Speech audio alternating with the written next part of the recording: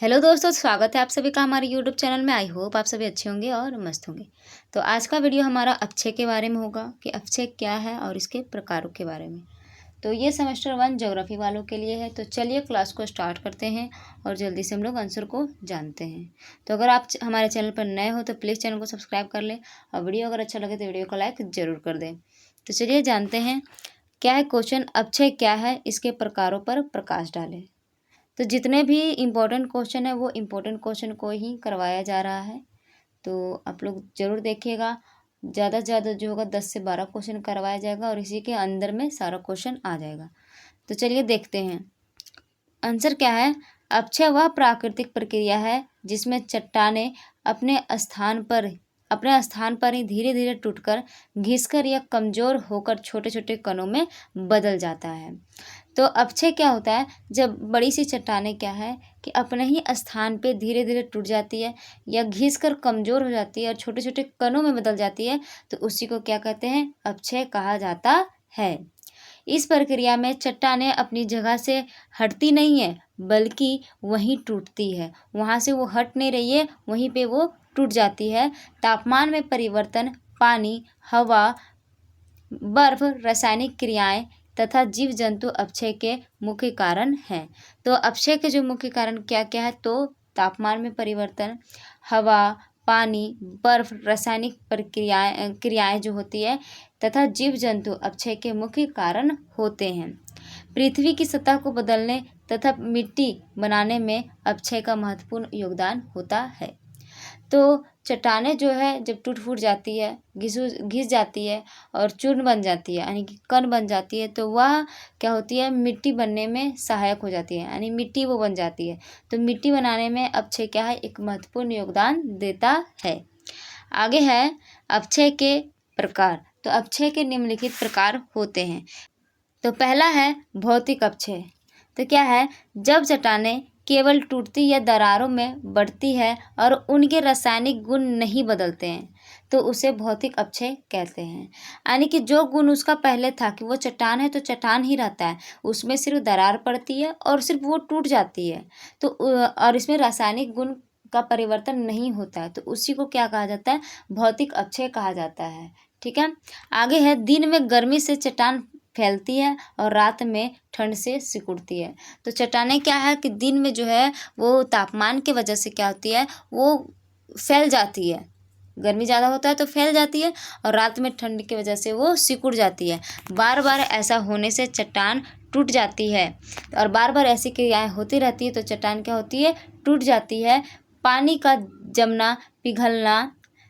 जमना और पिघलना, हवा का दबाव तथा तापमान परिवर्तन इसके मुख्य कारण हैं। साइंस में भी आप लोग पढ़े होंगे कि भौतिक परिवर्तन में पानी का जमना, यानी कि पानी को अगर हम लोग जमा देते हैं, बर्फ़ बना देते हैं, तो बर्फ़ को पुनः हम लोग पानी बना सकते हैं। तो पानी का जमना पिघलना, हवा का दबाव तथा तापमान परिवर्तन इसके मुख्य कारण हैं।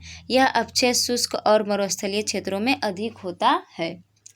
आगे है दूसरा रासायनिक अक्षय। तो रासायनिक अक्षय क्या है, तो क्या है, जब पानी, ऑक्सीजन, कार्बन डाइऑक्साइड या अन्य रासायनिक पदार्थों के प्रभाव से चट्टानों की संरचना बदल जाती है तो उसे रासायनिक अक्षय कहते हैं।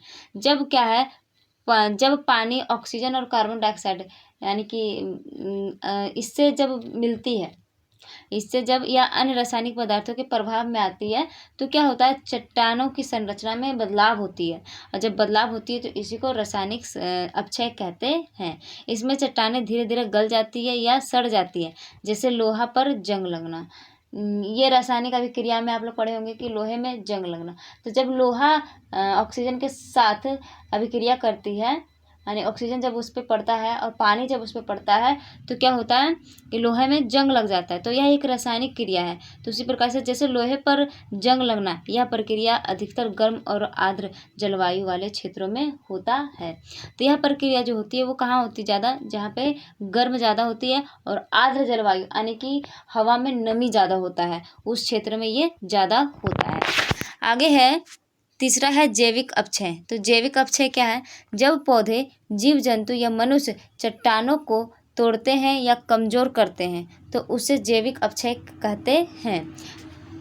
पेड़ों की जड़ें आगे है, पेड़ों की जड़ें चट्टानों की दरारों में प्रवेश कर उन्हें तोड़ देती है। यानी कि जब जीव जंतु और मनुष्य जो है वो चट्टानों को तोड़ते हैं या उसमें उसको कमज़ोर कर देते हैं, तो वो जैविक अपक्षय कहलाता है। और पेड़ों की जड़ें चट्टानों की दरारों में प्रवेश कर जाती है। आप लोग देखे होंगे कि पेड़ जो है, पेड़ का जड़ वो कभी कभी चट्टानों में भी दिखाई देता है। तो वो क्या करती है, वो चट्टान को कमज़ोर कर देती है अंदर से। और उसके बाद क्या, जानवरों द्वारा बिल बनाना और मनुष्य की खुदाई या निर्माण कार्य भी जैविक अपक्षय के उदाहरण है। तो मनुष्य अपने उपयोग के लिए जब चट्टानें तोड़ते फोड़ते हैं तो उस वजह से भी क्या होता है, तो जैविक अपक्षय होता है। और जब बहुत सारे जानवर जो है वो चट्टानों में बिल बनाकर भी रहते हैं, तो उस वजह से भी जैविक अपक्षय होता है।